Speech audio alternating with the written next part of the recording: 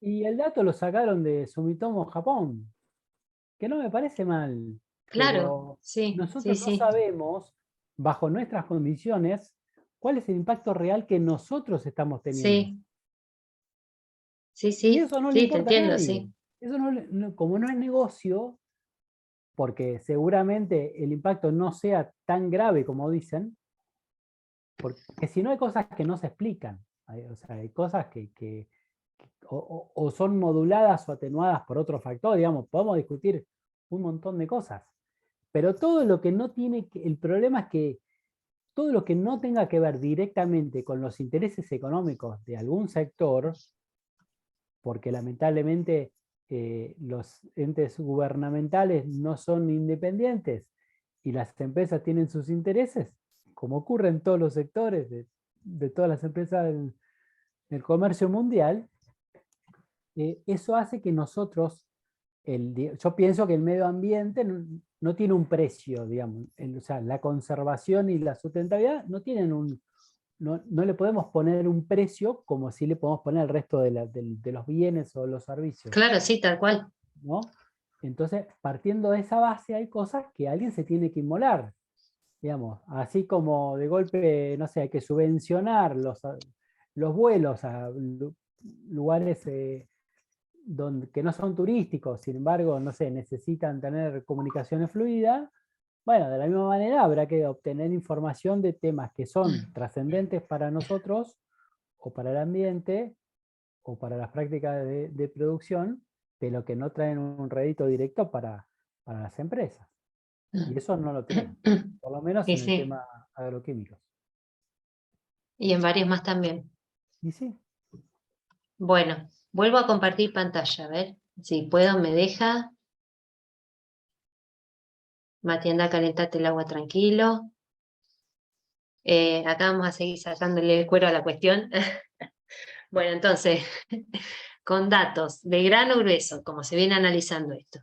Esto es como se ha estimado también en base a este análisis, este modelo, cómo ha variado este riesgo de contaminación, a grano grueso, valga la redundancia siempre, de plaguicidas en base a los censos del 60, en base a los censos del 90 y en base a los censos del 2005. Si este cambio que veíamos grande entre el primer periodo y el último y este incremento breve entre el último y el anteúltimo. Y esta es una trayectoria, también esto elaborado recientemente por Bigliso, de cómo ha cambiado esa tasa anual de aplicación de principios activos de distintos, de todos los plaguicidas en el Mercosur entre el 90 y el 2018, lo más actualizado al momento de este estudio. Eh, y en general, en líneas medias, se ve que en todos los países del Mercosur incrementó, sin embargo, Argentina lo ha hecho en menor medida que el resto. Paraguay ha sido el más variable, el más oscilante de la región, pero en líneas generales, si bien el incremento ha sido sostenido, en Argentina se redujo en el último periodo, fundamentalmente a partir de 2010, y en menor medida la tasa de aplicación anual que en el resto de los países. Bueno, entonces, ¿cómo es esta relación? Otra de las cuestiones que se pueden modificar o que se pueden ver afectadas, ¿cómo es esta relación agua-carbono-nutrientes? Entonces, esta es otra cuestión que también se cuestiona del sector de producción primaria, que es vieron que muchas veces es frecuente escuchar que la agricultura se lleva el 70% de los recursos hídricos mundiales. Ese 70%, en realidad, si bien es real que la agricultura consume esa cantidad de agua, el 94% es agua verde. ¿Sí? ¿Se acuerdan la clase pasada, si lo vieron con Fede? Creo que cuando vieron Huella lo tienen que haber visto. Es agua que proviene de precipitaciones básicamente, de evapotranspiración de los cultivos, de los productores primarios, y solo un 3% es agua azul, es decir, agua proveniente de cuerpos de agua subterráneos o superficiales. Es decir, que este 94% de agua de ese 70% que consume la agricultura es agua que si no la hubieran aprovechado los sistemas productivos, no se hubiera aprovechado. El agua gris Bueno, hubiera correspondido a reproceso de, por ejemplo, de lo que sería, no sé, de algún reproceso para riego y alguna práctica de esa manera. Para la claro, agricultura. el agua gris es el agua que resulta contaminada de cualquier proceso. Me ahogué. Entonces, el agua gris es, generalmente se mide como, se contabiliza, se la describe como el agua que resulta contaminada, pero como, ay, perdón chicos, me ahogué. Como es agua que no se puede saber a veces específicamente cuánto es agua que se contaminó en la napa, se la contabiliza como agua que haría falta agregar para diluir esa cantidad de contaminante. Disculpen, me voy a buscar un vasito de agua porque me pego una ahogada. Ya vengo, ya vengo.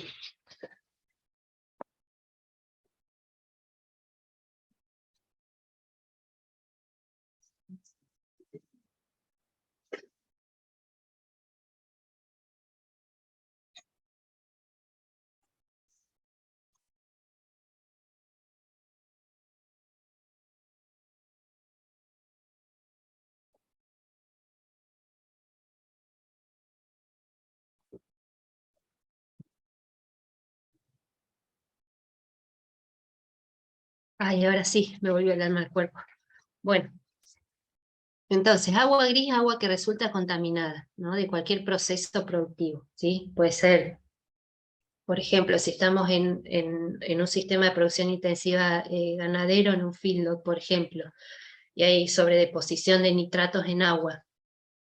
Conocemos el límite máximo de la Organización Mundial de la Salud, que ahora no lo recuerdo bien, supongan que rondan los 40 miligramos de nitratos por litro de agua, supónganse en eso, ¿no? Yo hago tomo agua de la napa, encuentro que tengo una cantidad, ay, a ver, ¿dónde lo pongo? Se me está convirtiendo el video. Vamos a dejarlo acá. Bueno, se me está, ay, chicos, ¿ustedes me ven a mí? Sí, sí. Sí, Sí. sí. Bueno, porque acá me cambió toda la pantalla. Bueno, ahí está. Se me está convirtiendo el video, me está haciendo unas macanas. Bueno. Entonces, yo tomo agua de esa napa, detecto que en vez de 40 miligramos por litro de agua, de nitrato, tengo 100, entonces yo necesito agregarle a cada litro de agua de la napa 2,5 litros de agua no contaminada para neutralizar. Entonces, así se estima la cantidad de agua gris, Claro. porque yo no puedo determinar cuántos litros de agua contamina en la napa. Claro. Entonces, se estima de esa manera, hasta alcanzar umbrales aceptables de potabilizar o de contenido de nitratos, en este caso en el agua. Pero es un 3% que resulta contaminada, un 3% de agua azul y un 94% de agua verde. Entonces, en un sistema, en cualquier sistema de producción, el stock de carbono aumenta cuando se aumenta la biomasa en superficie. Acá hay todos ejemplos de distintas situaciones boscosas, pero esto aplica para todas las biomasas. A medida que hay mayor biomasa, hay mayor evapotranspiración, y eso modifica también los flujos superficiales y la infiltración de agua en el sistema, ¿sí? Entonces, cuando hay mayor biomasa, hay menores flujos superficiales, y dependiendo del consumo de agua de esta biomasa, es como será la infiltración a las napas. ¿Sí? En general, cuando la biomasa sobre superficie es más abundante, hay más demanda, más requerimientos de agua, entonces la napa permanece más baja. Esto otra vez son generalizaciones, pues en casos puntuales pueden ocurrir, cada situación puntual es como un caso médico particular. Entonces, en tendencias generales, a medida que se aumenta la densidad de biomasa aérea, acá no diferencia específicamente en todos los tipos de bosque y naturales o implantados, sin diferenciar si es tropical, templado, ¿sí? Y lo mismo para arbustal y pastizal. En general, en esos dos grandes tipos de bioma, cuando aumenta la cantidad de biomasa aérea, eso impacta en la cantidad de evapotranspiración, ¿sí? Es decir, aumenta la evapotranspiración, que es un poco lo que mostramos en la imagen anterior, basado en datos de 133 casos reales. Y lo mismo, cuando aumenta la proporción de biomasa boscosa en el paisaje, la cantidad de los pozos de la profundidad de la napa, los pozos de agua, es mayor. ¿Sí? Es decir, pasamos de tener con una nula proporción de área boscosa en el paisaje, napas cercanas a los 5 metros, mientras que cuando aumentamos esa proporción en el paisaje, alrededor del 70% de cobertura boscosa, las napas ya bajan a más de 25 metros. Esto también para argumentar o justificar lo que veíamos que cuando hay biomasa en superficie, por este proceso de evapotranspiración, la napa se mantiene más deprimida. Entonces lo que ha pasado es que con este cambio de uso de la tierra, este proceso de evapotranspiración en superficie ha modificado, y por consecuencia también se ha modificado la actividad con la actividad hídrica debajo de superficie, y la napa se ha mantenido o se ha acercado más a lo que es se ha vuelto más alta. Entonces acá, por ejemplo, se muestra, esto también análisis realizado en sitio específico, se muestra la profundidad de la napa, esto creo que era en Córdoba, si mal no recuerdo, la profundidad de la napa, cómo varía conforme aumenta la proporción de cultivos agrícolas. Entonces se ve que en general con más proporción de cultivos agrícolas, la napa se vuelve más cercana a los 3 metros, de 10 a 3 metros, y cuando se hace soja, aparenta una situación similar, con una pendiente menos marcada, pero una situación similar. Y luego estos mismos autores lo que hicieron fue relacionar esa tendencia de la napa, que pasa de los 10 metros a los 3 metros aproximadamente, con las precipitaciones, que es esta línea puntuada que aparece acá más oscilante. Entonces, cuando hicieron esta superposición para el mismo periodo de tiempo, se encontraron con que en líneas generales la profundidad de la napa se asume que es la precipitación menos la evapotranspiración, y eso lo encontraron, esa relación más cercana, con efectos de corto plazo. ¿Sí? Es decir, cuando había un incremento marcado en las precipitaciones, veía que la napa rápidamente aumentaba su cercanía a la superficie. En situaciones con eventos marcados de precipitación, repetía con un delay ese incremento, pero la línea general no estaba explicada por la precipitación, sino que la tendencia general de ese incremento de la napa, que es la línea negra, estaba más bien explicada por cambios de uso de la tierra, en este caso reemplazo de ganadería por agricultura, pasturas perennes y pastizales por cultivos anuales, que era lo que había pasado en este sitio de estudio. Rotaciones agrícolas prácticamente inexistentes a tecnologías de insumos y procesos. Entonces, esta es otra situación que muestra otro autor, de cómo ha variado históricamente la profundidad de la napa en un sitio también específico llamado La Guarida, con diferentes escenarios de manejo. Entonces, con un escenario de pasturas continuas, la napa se mantiene más deprimida, mientras que con manejo de soja, maíz, o soja, trigo, soja, maíz, la napa se mantiene más cercana a la superficie.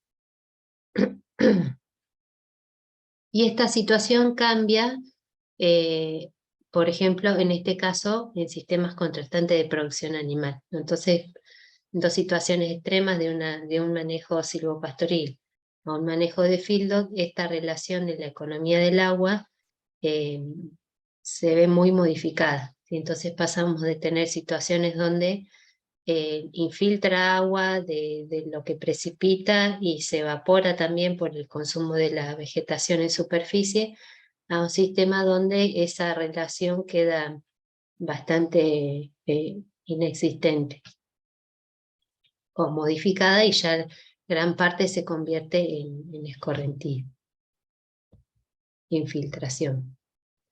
Esto también cambia si pasamos de una región húmeda, donde puede haber recarga de lo que precipita a la napa, porque está precipitando en mayor proporción a lo que está evapotranspirando, o lo que puede ocurrir en región seca, donde el proceso es inverso, ¿sí? Sino que no alcanza a abastecer la cantidad de agua precipitada, entonces el sistema toma de la napa. Es decir, las opciones son múltiples y muy variadas. En estos casos las escorrentías prácticamente no existen, o existen y pueden ser graves si ocurren eventos extremos, es decir, y esto por ahí queda diluido cuando hablamos de medias anuales. Si esas medias anuales están condensadas en 2 o 3 episodios muy marcados, la situación es distinta a que si estuviera totalmente distribuida en el año. Y esto que les muestra acá es una situación de cómo está distribuida ese carbono en la biomasa. Vieron que decíamos, bueno, cuando aumenta la biomasa, aumenta el stock de carbono, es decir, la economía de carbono es mayor cuando mayor es la biomasa. Pero esa biomasa está distribuida de manera diferente entre en lo que es biomasa aérea, que es la línea verde o la porción verde del gráfico, carbono en raíces y carbono en suelo. El carbono en suelo, que es la fracción negra de estos gráficos, es el carbono ya estable, el carbono que se puede considerar carbono orgánico de suelo ya secuestrado, almacenado.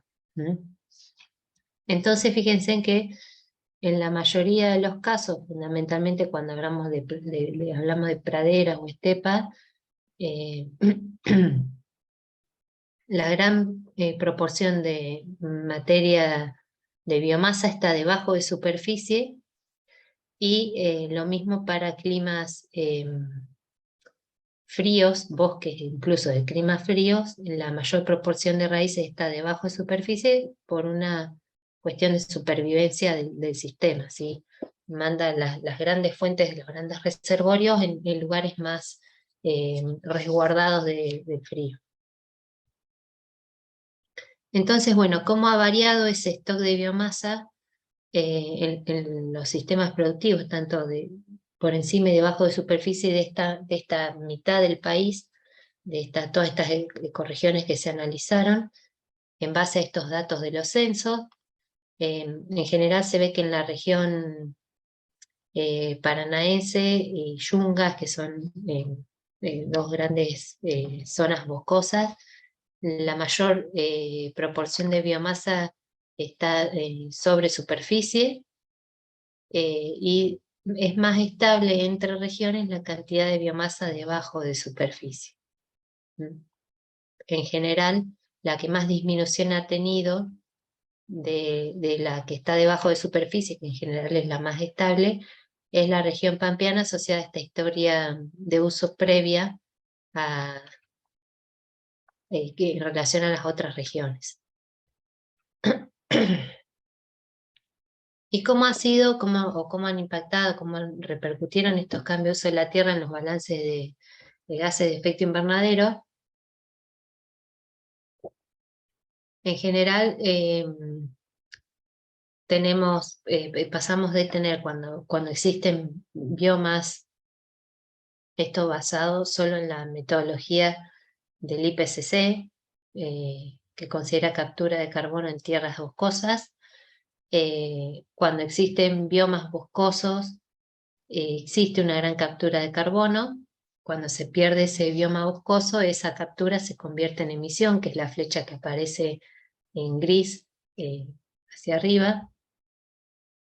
En sistemas de pastizales o pasturas se captura carbono en la vegetación y en el suelo, pero se emite con el ganado.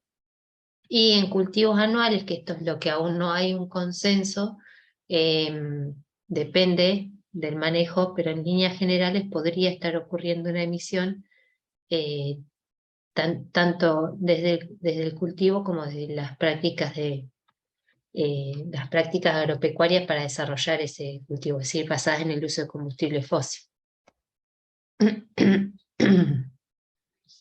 Entonces, ese balance de carbono a través del tiempo en las distintas ecorregiones, en general lo que ha hecho es convertir ecorregiones que en un principio eran capturadoras de carbono, como por ejemplo la Chaqueña, Bosque Atlántico y Yungas, que pasaron de ser capturadoras de carbono, es decir, están por debajo de la línea por el cero, es decir, su balance es negativo, están capturando carbono en la atmósfera, a pasar emisoras de carbono. Esto en líneas generales. En algunas ecorregiones esto es más marcado que en otras. Pampa y Espinal donde ha habido un gran cambio, también procesos de deforestación. Y Chaqueña por lo mismo. Dentro de la ecorregión tenemos a su vez particularidades. Por ejemplo, Bosque Atlántico presenta ahora, en el último periodo, una tasa de emisiones de dióxido de carbono muy elevada. Sin embargo, existen provincias como por ejemplo Misiones que puntualmente tienen un balance de carbono negativo. Entonces dentro de cada región también tenemos particularidades, por supuesto. Bueno, y esto es en el espacio como están distribuidas esas capturas o esas emisiones. Los puntos verdes indican una emisión de gas de efecto invernadero. Cada punto es media tonelada de carbono al año. Mientras que los puntos rojos indican secuestro o captura de carbono. Esto se cambia para los periodos subsiguientes. Hay puntos que se vuelven emisores, capturadores de carbono, fundamentalmente en la zona del Espinal, pero eso no es necesariamente porque estén... porque el bosque de manera saludable esté capturando, sino más relacionado a un proceso de arbustización y cierre del bosque. Y en líneas generales, como han sido las tendencias en los últimos 60 años de las emisiones de gases de efecto invernadero en el sector agropecuario de Argentina, en líneas generales aumentaron en un primer periodo, se han mantenido estables por bastante tiempo, y en la última década han vuelto a incrementar. Esto es solo contemplando emisiones, no esta ventana que hablamos hoy de la chance de captura. Bueno, entonces, ¿cómo son estas emisiones de gases de efecto invernadero? Y en relación a otra variable como la deposición de nitrógeno, en líneas generales las emisiones de gases de efecto invernadero aumentan de manera más marcada cuando la carga animal es muy alta, por las emisiones propias del ganado. Se captura cuando hay bosque, esto solo desde el punto de vista de las guías internacionales. Y las deposiciones de nitrógeno también incrementan con la carga animal, o podrían incrementar, y por el contrario podrían disminuir cuando se realiza una agricultura continua. Eso por un lado. Por otro lado, cuando aumentamos específicamente la intensificación animal, pueden pasar cuestiones como este tipo. Si pasamos de una cría extensiva en contraparte a un feedlot, por ejemplo, hay situaciones muy intensivas donde algunas cuestiones, como por ejemplo la contaminación de nitratos en agua, podría estar superando estos umbrales que mencionábamos hoy de tolerancia. En este caso, para neutralizar este contenido de nitratos en agua, hay que aportar, o habría que aportar, agua no contaminada para neutralizarla, y eso es lo que se contabilizaría en una huella hídrica potencial como agua gris. Si este riesgo aumenta cuando aumenta la densidad animal, la intensidad de alimentación, ¿sí? También en líneas generales. Esto también, solo para ver la complejidad del sistema, varía o se ve modificado cuando se está considerando un sistema intensivo en zonas húmedas, donde la capacidad de recarga es mayor. Acuérdense que este riesgo de contaminación por nutrientes, lo primero que veía del sistema, analizado de manera sencilla, tal como lo hace el Agroecoindex, lo primero que analiza es decir, bueno, a ver cuál es el balance de nutrientes. Si el balance de nutrientes dio positivo, es decir, que se están aportando más nutrientes de los que se están sacando, podría haber un riesgo potencial de contaminación. Ese es el primer paso que analiza. Si ese balance fue positivo, continúa. Dice, bueno, a ver, si la diferencia entre la precipitación y la evapotranspiración, es decir, se evapotranspira menos de lo que se precipita, podría haber chance de que ese agua esté llegando a la napa. Entonces el modelo continúa el análisis. Si esa precipitación que surge como la diferencia entre la evapotranspiración y la precipitación es mayor a la capacidad de retención del suelo, podría indicar que efectivamente hubiera un excedente de agua que llegara a la napa y que podría estar contaminando. Solo en ese caso habría riesgo de contaminación. Y esto en una simplificación de un sistema con una mirada anual, ¿sí? Pero si yo tengo un sistema donde los 700 milímetros de precipitación, en lugar de caerme distribuidos en todo el año, me caen en 3 días, la situación es distinta, ¿sí? Entonces, cada situación puntual, hay que analizarla con escala de detalle, ¿sí? En generalizaciones, pasa que en una zona semiárida esa deposición de nitrógeno es menor y por ende también es menor el riesgo de contaminación, pero hay que analizar cada caso puntual. ¿Hasta ahí vamos? Sí, sí. Bien, bueno, ¿cómo cambian los flujos de energía? Esto también analizándolo en base a este análisis que hace el Agroecoindex a partir de los 3 periodos de los censos. Por un lado, la energía producida, que esto tiene en cuenta toda la energía contenida, transformada a su equivalente de megajoule en los distintos productos que pueden salir de sistemas productivos, carne, leche, grano, todos los tipos de grano. Y por otro lado, la energía consumida en esos mismos sistemas productivos. Esto tiene que ver todo lo que se usa como combustible fósil, insumos, semillas, fertilizantes, plaguicidas, todo lo que se utiliza convertido a su equivalente megajoule. Y esto lo que demuestra es que en grandes rasgos, en todas las regiones, a través del tiempo se ha incrementado la cantidad de energía producida en los distintos sistemas y también se ha incrementado la cantidad de energía consumida.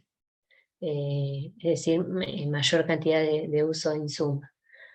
Pero cuando se hace la relación entre lo producido y lo consumido, los sistemas aún son eficientes, es decir, se está produciendo más de lo que se está consumiendo, entonces la eficiencia se mantiene todavía por encima de 1.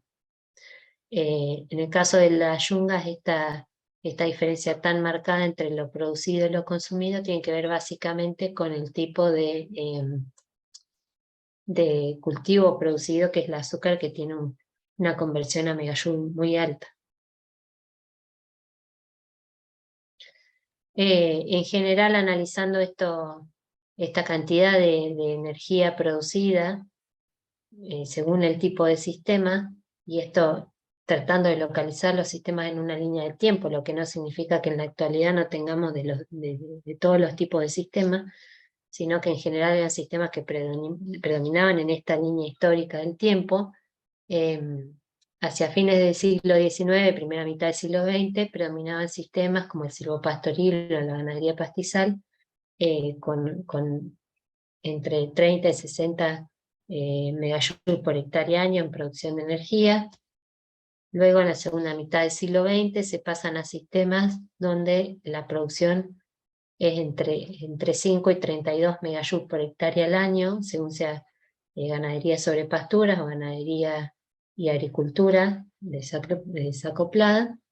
Y en la actualidad se va hacia sistemas más intensivos donde esa producción de energía es mucho más alta, ¿sí? Entonces, sistemas bien intensivos de producción ganadera pueden llegar a producir 720 megajoules por hectárea año.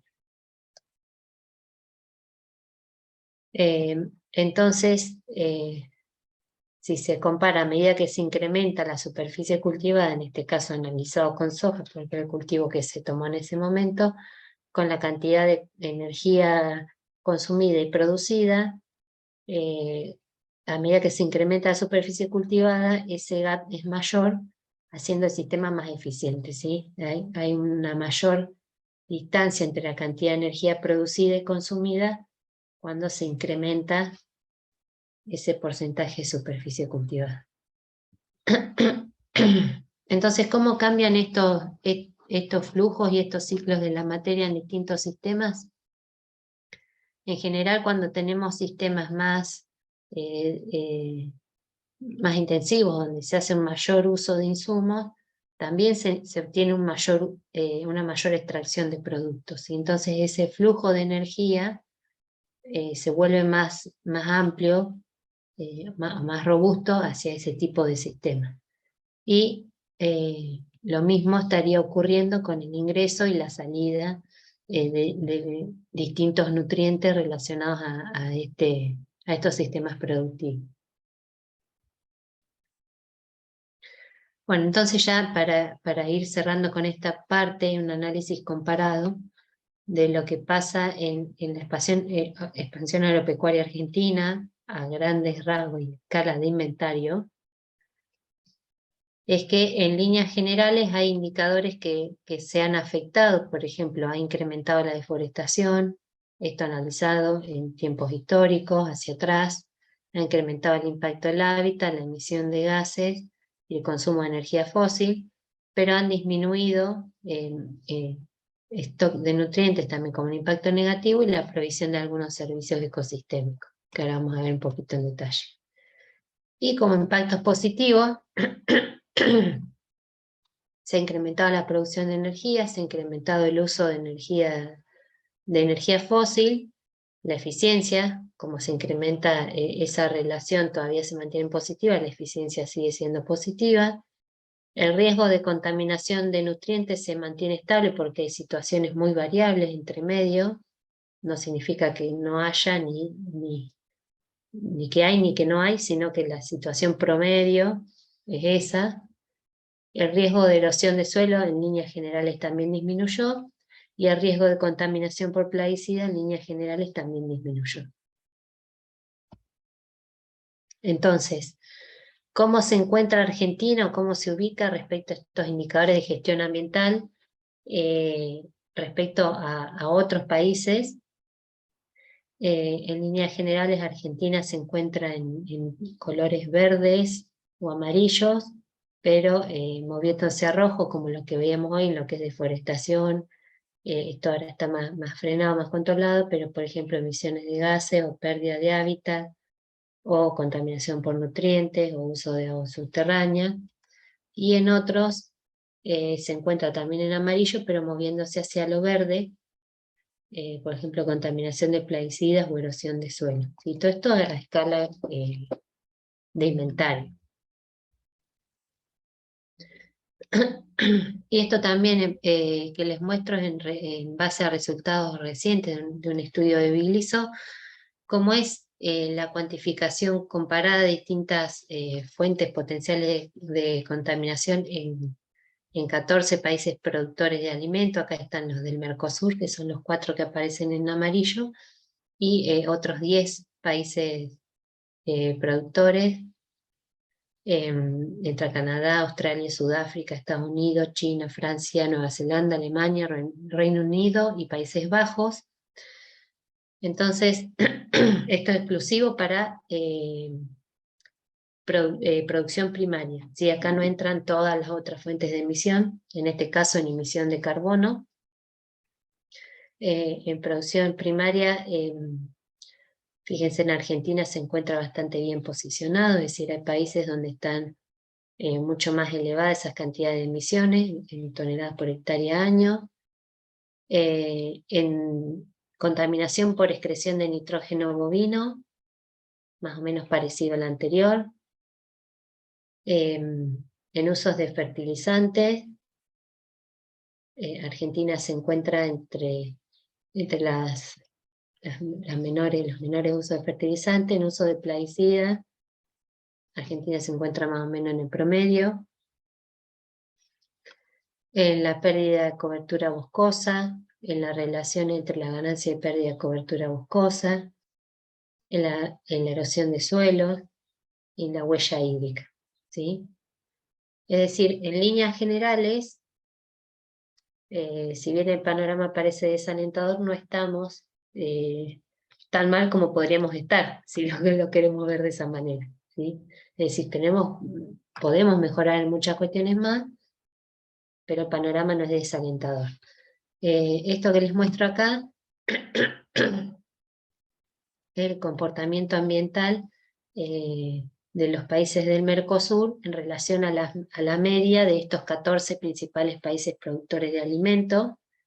Entonces, Argentina solo está por encima de esta media en lo que es el déficit de forestación, es decir, está forestando menos que el promedio de esos 14 países. Es el único indicador que está en rojo, que es esta barra que sobresale acá. Esto es lo que faltaría. Brasil tiene algunos indicadores un poco más en rojo, respecto a uso de fertilizantes, uso de plaguicida, erosión hídrica, pérdida de cobertura, déficit de forestación. Y es lo mismo para Uruguay con otros indicadores y para Paraguay, ¿sí? Entonces, ¿por qué viene todo esto de cambio de uso de la tierra y producción? Porque justamente un poco ya Matías lo adelantó hoy, pero la existencia de estas tierras con alto valor agrícola y la distribución de ganado bovino coincide con las tierras que se han identificado como tierras con alto valor ecológico, que son las que ofrecen mayor cantidad de servicios ecosistémicos. Y esto valorado a partir de una valoración económica realizada por un estudio del INTA, que esto también se los quería subir. Es decir, no debemos desatender este tipo de sistemas productivos porque coexisten o deberían coexistir con tierras de alto valor ecológico. Entonces, un poquito, ¿hasta acá tienen alguna duda, alguna pregunta?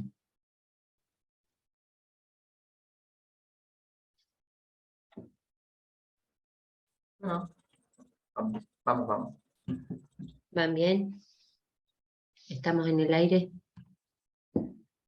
Bueno, díganme ustedes qué prefieren que hagamos. ¿Hacemos ahora un breve cortecito y retomamos con lo que sigue? ¿O quieren que continuemos? ¿Cómo están?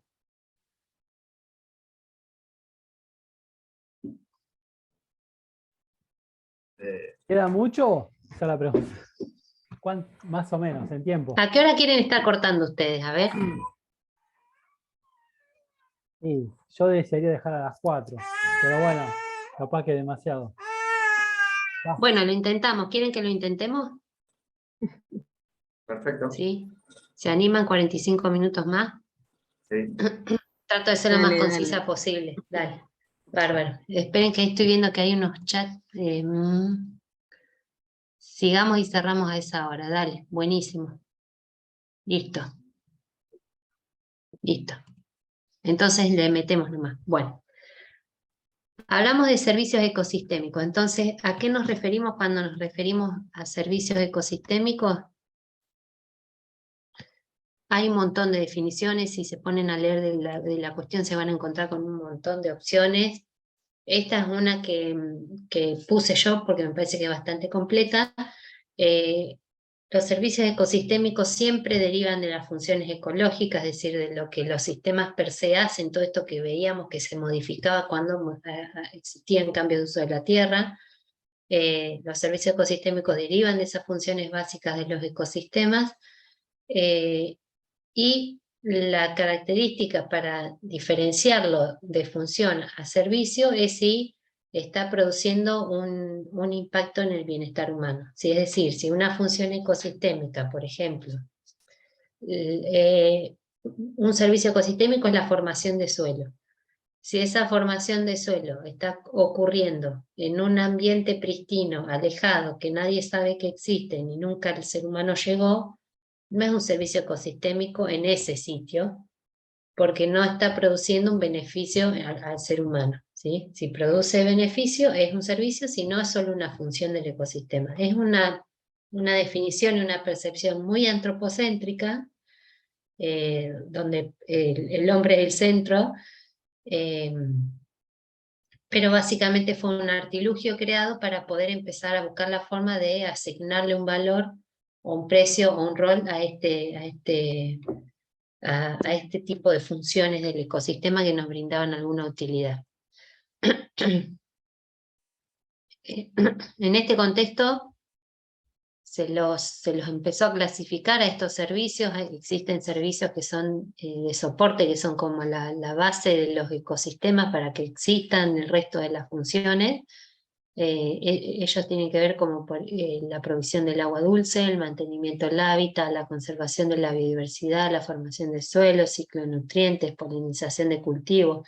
Sí, son funciones del ecosistema que nos benefician, pero que además tienen el rol de ser la clave para la existencia de todas las otras funciones. Por otro lado, tenemos servicios de provisión vinculados a la oferta específica de bienes, como pueden ser alimentos, fibra, agua, materia prima. Servicios de regulación que tienen que ver con el control de distintos componentes del ecosistema. Entonces, el control de la erosión, la purificación del agua, el control de disturbios, regulación del clima, regulación del agua, control de pestes y plagas. Y culturales, específicamente culturales, relacionados a todo lo que es valores, patrimonios, estética y demás. ¿Sí? Estos son como los grandes 4 agrupamientos de servicios, que cuando se habla de servicio ecosistémico se habla de algunas de estas características.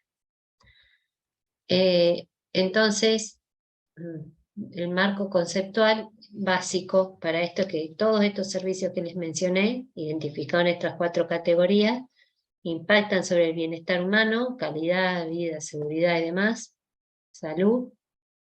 Van a haber factores indirectos de cambio que son asociados a estos que veíamos como factores que también estaban asociados al cambio de uso de la tierra. O sea, un cambio de uso de la tierra va a impactar en el servicio ecosistémico. Y los factores de uso directo. Y esto no vamos a profundizar, es algo bastante sencillo. Pero bueno, si queremos analizar o valorar cuál es la oferta de estos servicios ecosistémicos, el INTA ha desarrollado metodologías de estimación de esos servicios. Ahora les voy a mostrar 2. Una que se desarrolló en la Agencia de Gestión Ambiental del INTA de acá, del INTA Anguil, y otra que se desarrolló en el INTA Balcarce, las 2 con más o menos el mismo criterio. La primera, la del INTA Anguil, parte del concepto, de la idea de que los servicios ecosistémicos o las funciones del ecosistema, por ejemplo, estos asociados al control de la erosión, regulación hídrica, control de los flujos de carbono y demás, van a estar asociados a aquellos sistemas naturales donde existen básicamente 2 stocks, stock de carbono orgánico y agua, ¿sí? Asocian la mayor existencia de servicios a esos 2 componentes del sistema. Si hay carbono y si hay agua, hay oferta de servicio, si no, no. Entonces, Esta metodología se basa en el análisis fundamentalmente de imágenes satelitales, por eso depende la resolución que tengamos de los datos y la escala de análisis, si es aplicable o no. Por ahí este tipo de análisis no es el más indicado para una escala pequeña de potrero, de establecimientos, sí para una escala un poco más amplia. A partir de estas imágenes satelitales se analiza básicamente cuál es la variación en la productividad primaria neta y en la existencia o no de cuerpos de agua. Y este concepto que da noción o sustento a que la existencia de carbono y de agua ofrecen la mayor cantidad de servicios ecosistémicos, parte un poco de esto que les muestro acá, ¿no? Cuando hay carbono, se da, por ejemplo, el servicio de protección de suelo. Cuando hay agua, se da a través de la evapotranspiración la regulación local del clima, una regulación térmica, y a través de la infiltración se da la recarga de acuíferos, purificación de agua, y a través del escurrimiento la regulación del flujo superficial. Todo esto son servicios ecosistémicos los que están encajonaditos y los que están recuadrados. Entonces, bueno, esto que les muestro acá nuevamente en base a los censos, cómo ha sido la variación de esta superficie de bosque. Todo esto les queda para que después lo miren con más detalle. Conforme varía este stock de carbono, que se ve a través de la productividad primaria neta, hay impactos en el clima local, impactan en la transpiración, en la lluvia, y se ven cuestiones de este tipo, ¿sí? Cuando aumenta la cantidad de stock de carbono en biomasa, aumenta la evapotranspiración. Y cuando varía esa cantidad de carbono en biomasa, también varía el ciclo de los nutrientes, el secuestro de carbono, la producción de materias primas, cambia la cantidad de flujos de agua, regula el control de la erosión. Si todo lo que les estoy mencionando son servicios ecosistémicos. Esa regulación de la erosión varía si estoy considerando un sistema sin pendiente o un sistema con pendiente.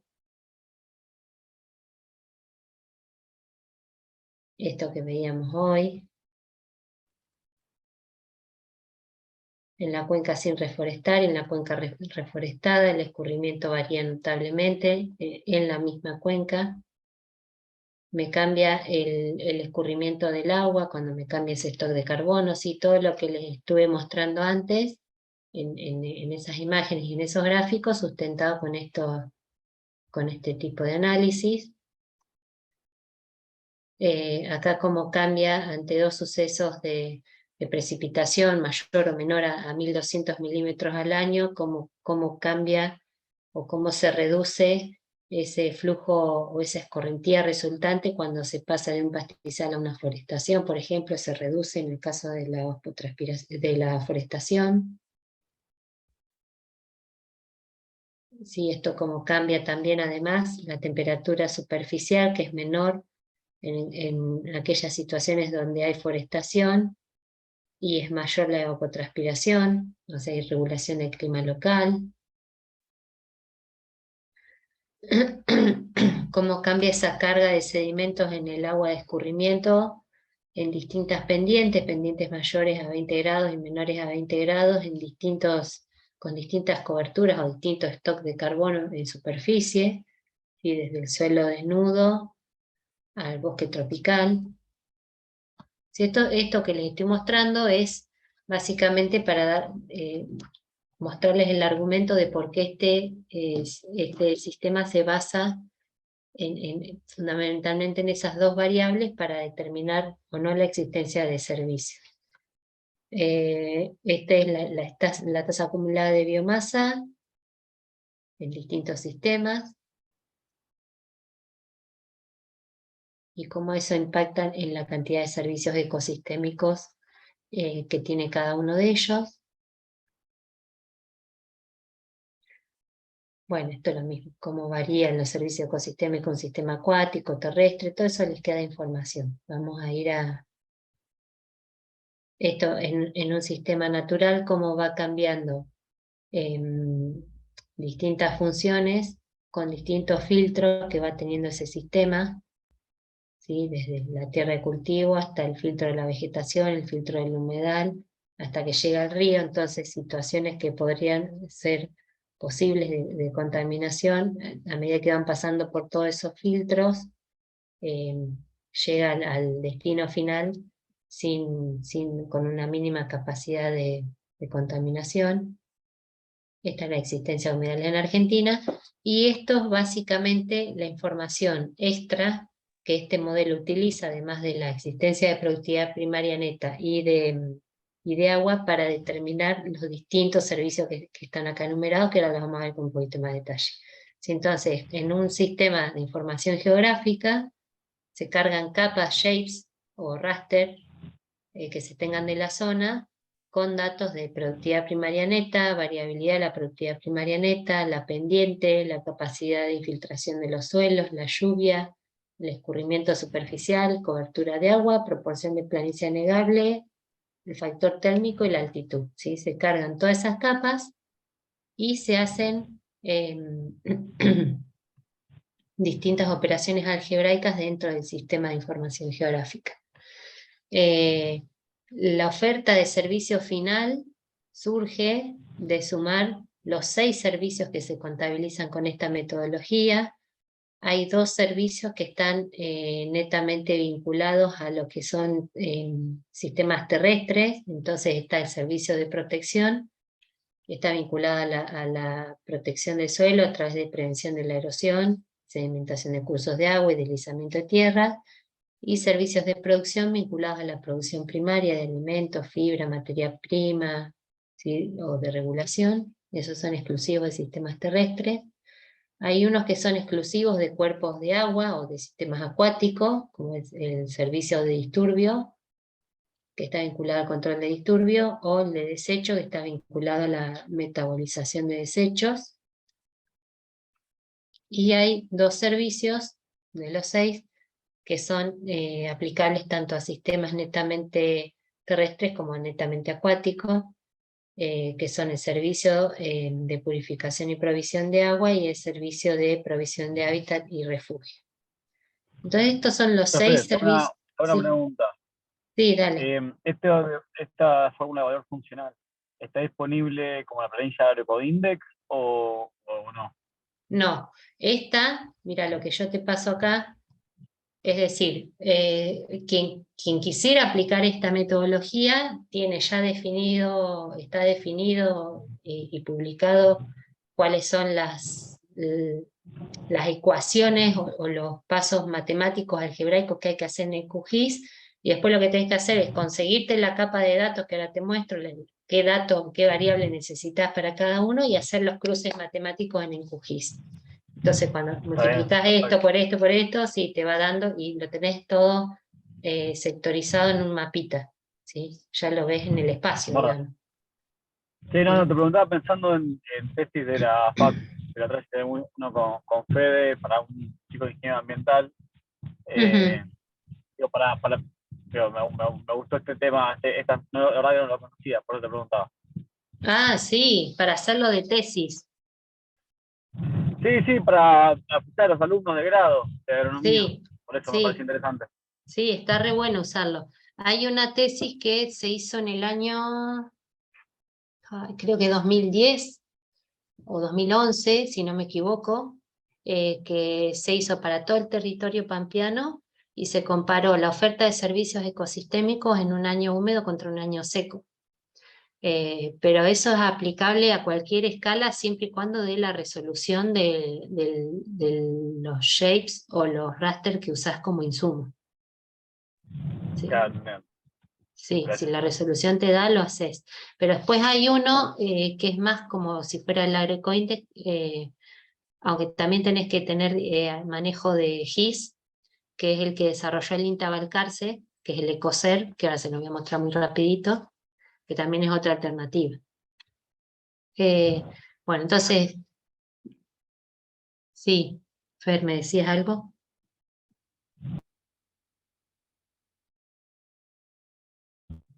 Estoy con... decía, ¿Eh?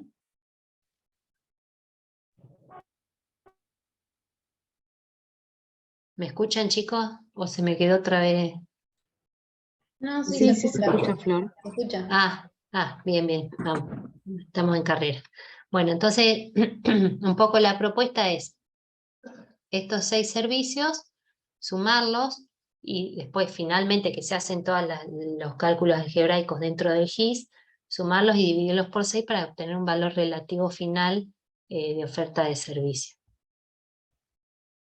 Entonces, un poco las ecuaciones que recién les mencionaba Fer eran estas, ¿no? Para cada servicio, ¿qué capas de información tengo que tener de datos? Previamente a poder realizar estos cálculos algebraicos entre las distintas capas, lo que tengo que hacer es un breve manejo de la capa per se. Entonces, a todas esas capas las tengo que primero relativizar. Acá están las primeras de 0 a 100, pero se puede hacer de 0 a 1 también.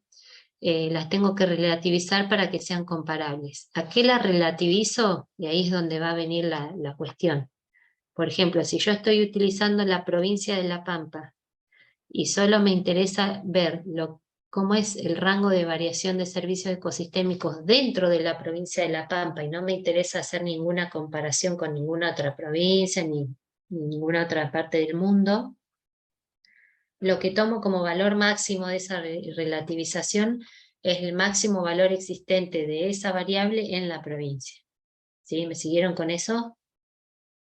Por ejemplo, si yo estoy analizando la capa de productividad primaria neta, yo, si solo me interesa ver los límites, lo que pasa dentro del límite provincial sin que sea comparable con otra provincia, yo tomo el máximo de productividad primaria neta de La Pampa y ese va a ser el máximo que voy a utilizar para estandarizar toda la capa. ¿Sí? Yo estandarizo O la sea, tenés capa de eso como 0 a 1. como un patrón de referencia, digamos. Claro, exacto. Pero ese patrón de referencia es lo que va a determinar después, al final, mi oferta de servicios ecosistémicos. Porque si una cosa es si yo relativizo al máximo de la provincia, otra cosa es si relativizo al máximo de Argentina, y otra cosa es si relativizo al máximo mundial. ¿Sí? Claro. Pero en un caso lo hago comparable con distintas situaciones o no. ¿Sí? Si yo me quedo solo con el máximo provincial, es una cosa. ¿Sí? Depende, por eso es importante primero asumir cuál va a ser el máximo para relativizarlo a ese valor. Y en ese máximo provincial, perdona Sí, pregunta. sí, En ese máximo provincial, ¿buscás una zona, digamos, que vos digas, bueno, a ver, cuál es la zona de máximo servicio o no? O sea, porque yo imagino una zona deteriorada y más va a tener menor valor funcional, capaz. Entonces claro, mi máximo va a ser menor. No sé si me sí, explico. sí, pero vos lo que primero relativizás es cada capa de entrada. ¿Sí? Vos fíjate, suponte, Ok. para el servicio de hábitat, para el servicio de oferta de Sí, hábitat, ¿sí? sí, Vos tenés como entrada la productividad primaria neta, que es el índice verde normalizado, tenés la variabilidad de la productividad primaria neta, el ingreso de agua al sistema, el factor térmico, que es la temperatura, y el factor de altitud. Entonces, vos tenés que relativizar cada una de esas variables. Entonces, lo que vos haces una vez que lo tenés en el GIS, vos te fijas, bueno, a ver, ¿cuál es mi temperatura máxima? ¿Es 16? Bueno, entonces, ese es mi máximo. ok. Buscás píxel por píxel. ¿Cuál es tu máxima productividad neta dentro de esos límites de la provincia? ¿Sí? Te da 10. Bueno, 10 es el máximo. De ahí para abajo todo lo otro Ok. es menor. ¿Sí? Ahora, si vos vas a querer comparar con cualquier otra provincia de Argentina, vas a tener que buscar hacer el ejercicio para Argentina, ver cuál es la máxima productividad neta de Argentina y usar ese máximo como referencia para aplicarlo en la provincia. Está bien, perfecto. ¿Eh? Gracias. Entonces, acá para cada servicio, la primera ecuación es lo que define los cálculos algebraicos que habría que hacer entre las capas una vez que estén cargadas en el GIS. Hay una calculadorita, no sé si alguna vez usaron QGIS o algo por el estilo, pero una vez que ustedes cargan toda la información georreferenciada, hay una calculadora que les permite ir haciendo estos cálculos. y debajo de cada ecuación están las capas de información que necesitarían, ¿sí? Para poder hacer la estimación. Pueden estimar un único servicio, no necesariamente tienen que estimar los 6, probablemente estén interesados en uno solo y pueden hacerlo para uno solo. Pero en el caso de que estimen más de un servicio, para obtener la oferta total de servicios ecosistémicos, así hayan calculado 3, el paso previo es hacer la suma de esos 3 y dividirla por 3, para obtener un promedio, un único valor de servicio.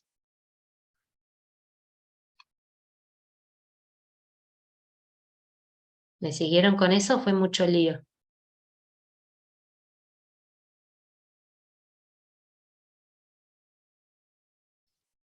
Voy a suponer que están vivos. Bueno. Sí. No, yo Sí, estoy fuera de tema, de lo de GIS, el QGIS, todo eso, pero bueno. está fuera de tema. Bueno, está fuera. Sí, es que Tendría que verlo, son cosas que no... sí, si alguna vez podés, Mati, revisarlo porque la cantidad de herramientas que te da la información geográfica es muy útil. Sí, sí, Está sí, bueno. sí. Sí. Están dando, creo que el cuatrimestre pasado y este también, un curso en la Facultad de Exactas, pero abierto a graduados y estudiantes, que lo da Maite Beteleu, que es una crack en lo que es el manejo de GIS, y ella usa QGIS que es de abierto, o sea, de uso gratuito. Sí. Así que está re El bueno. mismo en YouTube, si filtras un poco, digamos, obviamente siempre va a llamar a Facu, ¿no? No digo que no. Pero supongamos que no Sí, tenés tiempo, que sea, en YouTube tenés buenos tutoriales. Y sí, lo es bastante intuitivo, bueno es que sí, como es todo abierto, claro, te equivocás, no sí, pasa nada. claro, Está bueno. sí, sí, Y tal es cual. gratis, ¿viste? Y es gratis, sí, por ahí te lleva un poco más de tiempo hacerlo así y no te queda un certificado, pero bueno, también está bueno que lo vas autogestionando, No, tal digamos. cual. Sí, sí, sí. Sí, Obvio. sí, sí.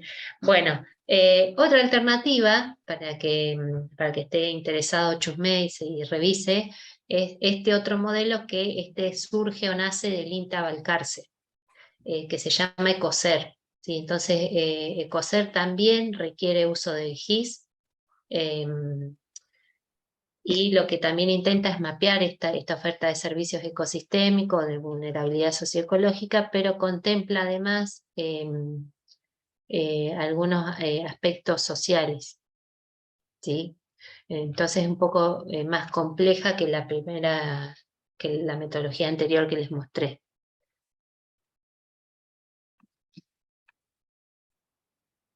Bueno, entonces esto que les muestro acá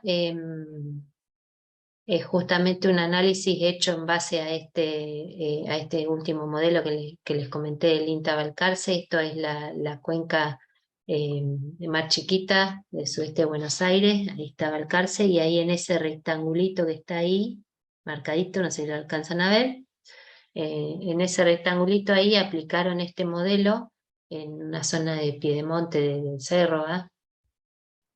Para ver cómo variaba la oferta de servicios ecosistémicos.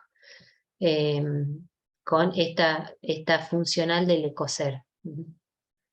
Lo bueno de este tipo de metodologías o de herramientas es que permite analizarlo en el espacio. Bueno, esto acá pudieron reconstruir en 2 periodos distintos esta variación de oferta de servicios ecosistémicos, en el 86 y en el 2005. Acá establecieron también pudieron, este es en base a distinta zonificación de la zona. Las zonas que son negras oscuras son zonas de sierra y piedemonte, cursos de agua, vegetación ribereña. La zona que es un poco gris oscura, pero no tan clarita, sino este gris intermedio, son zonas de lomas. La zona gris más clara son zonas de piedemonte agrícola, y la zona gris clarita de todo, zona de piedemonte ganadera. Y ahí analizaron también en base a este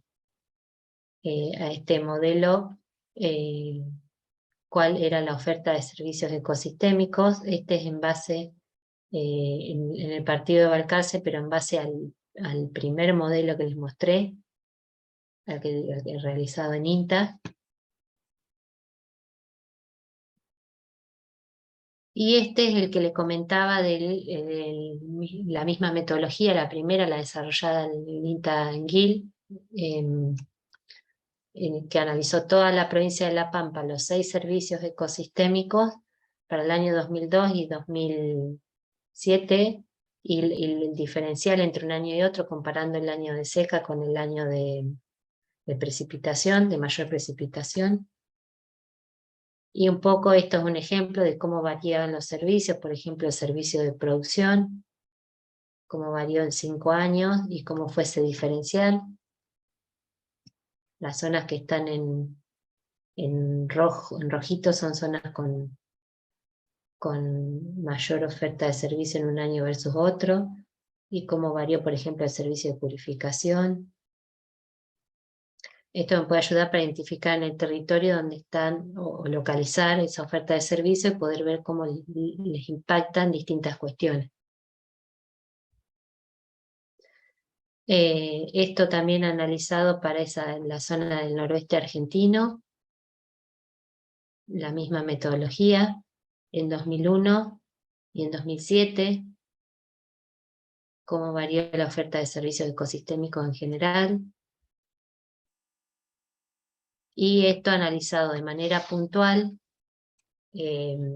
cada punto es un valor de oferta de servicio ecosistémico. En el caso de la derecha, hecho con este modelo funcional que les comenté que hacía el INTA de los 6 servicios, y en el caso de la izquierda, hecho con una valoración económica, pero esto no nos vamos a meter porque es otra cuestión, pero solo para ver que cuando se aplica la funcional no es tan marcada la diferencia entre tipos de biomas, sino que va más relacionada a sus características biofísicas, que es distinto cuando se hace una valoración económica que va más por los gustos y preferencias de los posibles consumidores de esos servicios.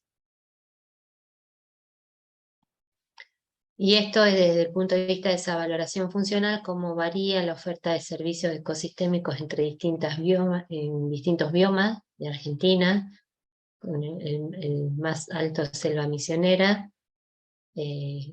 por ecorregión. Esto acuérdense que siempre este valor de oferta de servicios relativo, el máximo en este caso correspondía a la selva misionera. Por eso la selva misionera tiene 100, es decir, todos los otros biomas, la oferta de servicio de todos los otros biomas se relativizó al de la selva misionera. Por eso hablamos de la importancia de marcar el punto de referencia. Si nosotros acá hubiéramos usado un máximo mundial en vez de un máximo de Argentina, este gráfico se vería bastante distinto probablemente.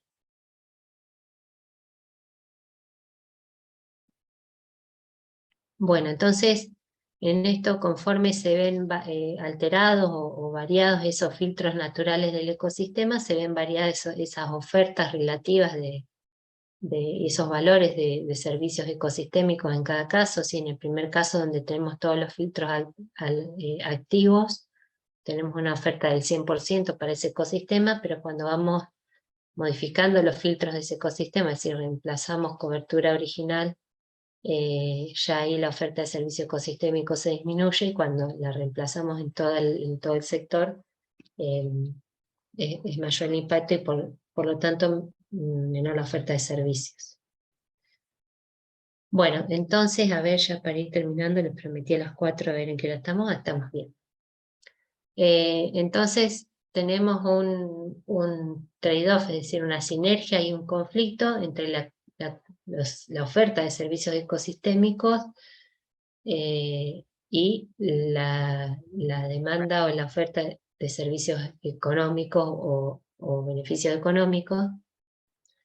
Entonces, en líneas generales, lo que se ha atendido es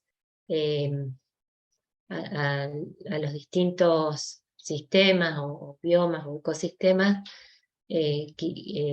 quitarle o anularle esa existencia de filtros y llevarlos a un mismo nivel evolutivo.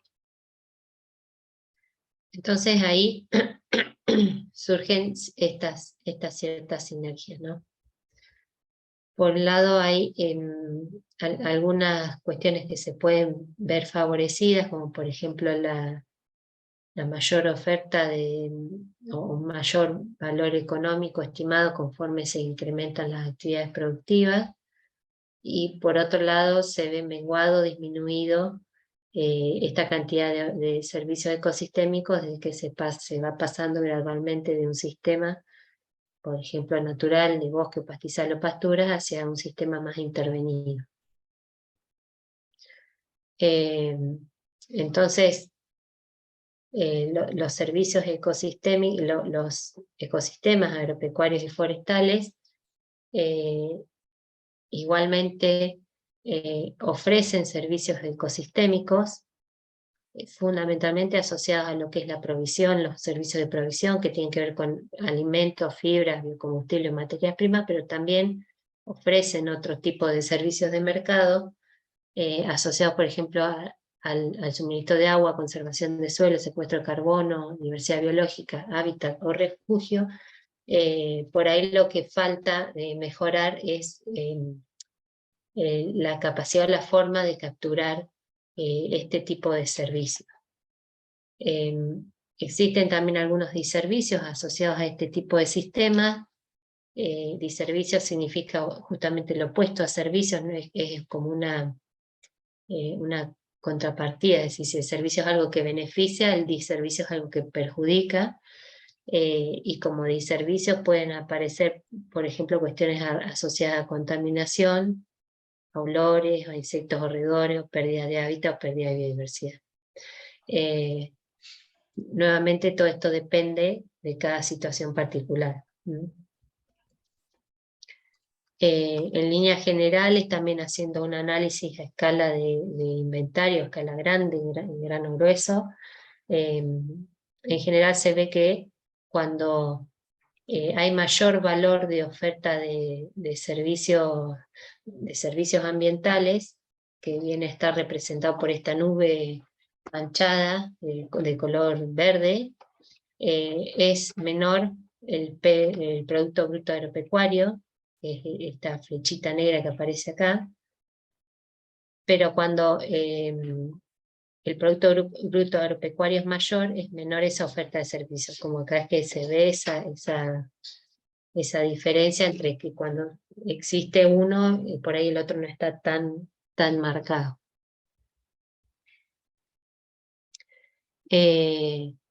Pueden existir algunas, se les llama externalidades negativas, que son como algunas consecuencias o impactos asociados a estas cuestiones, que es lo que venimos llamando como diservicio, que es lo que tenemos que manejar y gestionar desde una gestión ambiental, mejorar o reducir. Entonces, por ejemplo, cuestiones que pueden estar asociadas, depende a la escala, a cuestiones de suelo, si es que hubiera en este caso. No, nosotros particularmente esta región no tenemos extremas pendientes, por eso no podemos hablar de aluviones, pero puede ocurrir casos de erosión hídrica o eólica.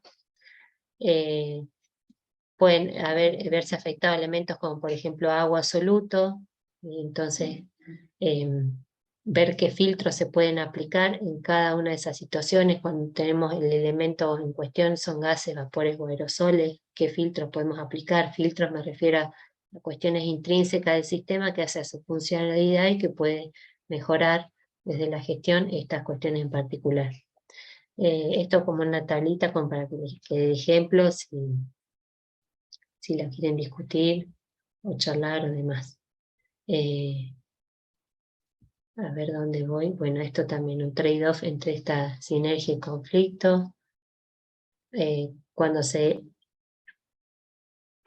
Cuando se aumenta la provisión de servicios ecosistémicos en general, a lo largo del tiempo, analizando en base a estos censos, en aquellos ecosistemas con mayor oferta de servicios, el margen bruto es menor, que es un poco lo que veíamos hoy en comparación entre el litoral y las pampas. Acá hay otro del mismo estudio, otra situación que compara esteros con bosque paranaense, pampas, y ese margen agropecuario en general aumenta en detrimento de esa oferta de servicios.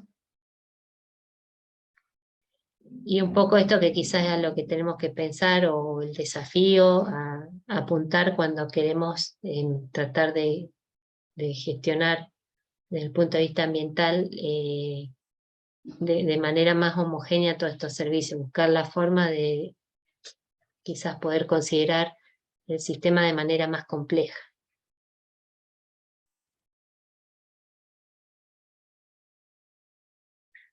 Bueno, chicos, en muy breve le hice un barrido ultrasónico por las ¿Podrías poner últimas.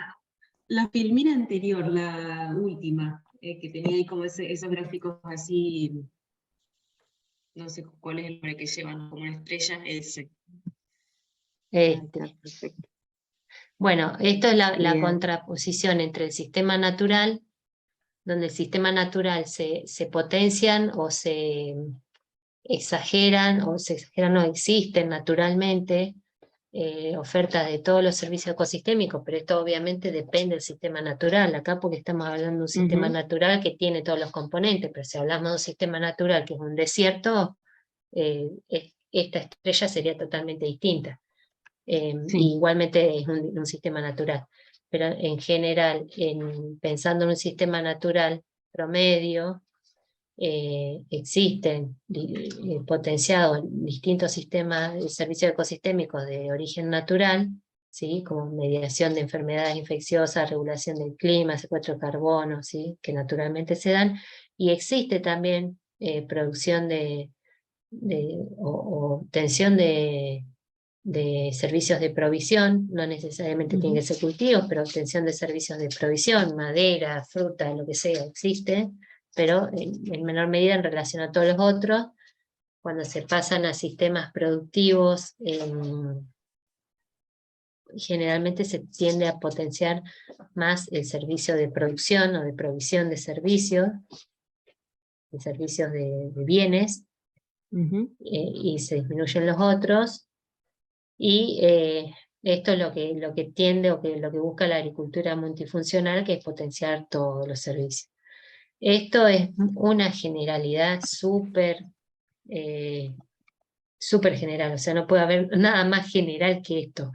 Si podemos estar nosotros, incluso ustedes, cotidianamente trabajando con algún sistema productivo que esté potenciando alguno de estos servicios, que esté favoreciendo el secuestro de carbono, que estén de alguna forma regulando el agua. O sea, sí, no es que esto es, nuevamente, son generalidades, pero Bien, sí. un poco como para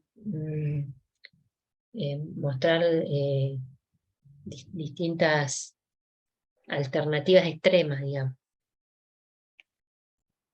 Bárbaro. No, estaba bueno, solo que no había llegado como a ver Hoy qué se lo marcaban, pasé digamos, volando, las puntas de la estrella. sí. Se lo pasé volando porque como esto se los dejé todo ahí, bueno, digo, de última lo Sí, revisaban ahí. obvio, gracias. En el afán de querer Gracias. llegar a las 4 de la tarde. Pero bueno, aprovechemos estos minutitos que nos quedan. Si cualquiera tiene alguna otra duda, otra pregunta, quieren que veamos, que revisemos. Yo, De este perdón que último que fue un flash. estoy preguntando mucho. No, dale, Fer. Me queda esta duda. Sí, A nivel hoy corregime, acabo de entender mal. Todas estas herramientas, tanto en el servicio valor funcional como el ECOCER, a priori sí, lo veo más a nivel escala región, sí. ¿no? A nivel hoy lote, más allá del Ecoindex, ¿qué otro podría usar? Digo, supongo que tengo para medir este campo. Porque también otro que había visto era el SEPIA, SEPIA, que Sí. publicaron hace poco, pero también lo veo como tiene un montón de indicadores. Digo, Sepia es pensando en productores. uno que desarrolló el INTA del NOAA. Mira, creo, la verdad no me acuerdo, me entrevisté con las dos personas que lo hicieron. Tiene un montón de valores sociales, económicos, ambientales. Pero también lo veo más como a nivel de escala. Digo, ¿no? Puntualmente, por ejemplo, con Martín Robela, que está tomando el curso yo dije su Sí, tesis, que es la que hicimos con Federico, en su campo. Y siempre nos queda, bueno, a ver, yo quiero seguir, él es ambiental, pero quiero seguir con más agrónomos. Ujú. metiendo esto, pero no sé cuánto a veces son así más están con el nivel de complejidad, con el nivel de replicabilidad, ¿viste? No sé si, o capaz que sí puedo tomar estos, empezar a tomarlos para bajarlo a terreno, pero Claro, el tema de estos que yo te mostré, que los que les mostré ahora, es que sí, son aplicables a una escala más grande. ¿Sí? Si vos querés claro, ver a un establecimiento, un predio, vas a estar complicado por la resolución, la información que necesitas de insumo. Viste que tiene claro, que tener claro, una resolución espacial para poder encontrar un gradiente, una variabilidad. claro, Eh, sí, entonces vas a estar complicado con eso. Suponte que logres conseguir una capa que tenga resolución, pero las otras van a ser estática, es decir, suponte que logres claro, conseguir resolución con productividad primaria, sí, eh, pero con las otras no, o sea, te va a mantener estático el factor térmico, la altitud, o sea, lo no vas entiendo. a ver, no vas a ver variabilidad. Eh, Ahí la alternativa sería otra. Hay otro modelo que capaz que sea este que vos me mencionás, yo no recuerdo si se llamaba Sepia, que creo que lo lanzó el Intel NOA el año pasado, es reciente, ¿no? El que vos me mencionás es Sí, reciente. sí, sí, es reciente. Yo por eso ni bien lo vi, me reuní con las dos personas. Sí, pero si estamos hablando del mismo, Sí, tiene un montón de indicadores y también aborda la cuestión social, pero ¿sabés qué tiene? Es cualitativo. claro. Es Puede ser cualitativo. el que hicieron Mm. con el Embrapa, ese. Sí, me parece que sí. Sí, sí, sí, Eh, pero estoy buscando acá para decirte bien y no estar dando vueltas. sí, me parece que es ese y es cualitativo, entonces está muy Claro, sujeto a la percepción del evaluador o del técnico que lo esté analizando, porque vos tenés que poner un rango de entre mucho, poco, alto, pero lo pones vos, no es que metés una claro, variable numérica y te calcula un potencial indicador de impacto. Em, entonces es medio complicado. Que aborden varias cuestiones así ambientales. eh, yo no estoy más al tanto que el del ah, Embrapa, que se llama Apoya, que es el de Brasil, sí, y el Agroecoindex. Me refiero a que te den valores cuantitativos. bien, bien, entendiendo. Después hay un montón de calculadoras que eso sí conozco bastante porque es más en lo que me profundizo, pero específicas de calculadora de carbono. Pero ahí No, claro, tal cual. estás agarrando un solo servicio, si querés, o una sola cuestión del sistema, y estás Claro. dejando por fuera a todas las otras. Sí, tal cual. Ahí te decía cuál era, creo que es ese que te digo. ¿No? Ay, a ver si capaz que sea. A ver si les dejo de compartir ahí. Perdón, Sí. estornudó mi perro. Ah,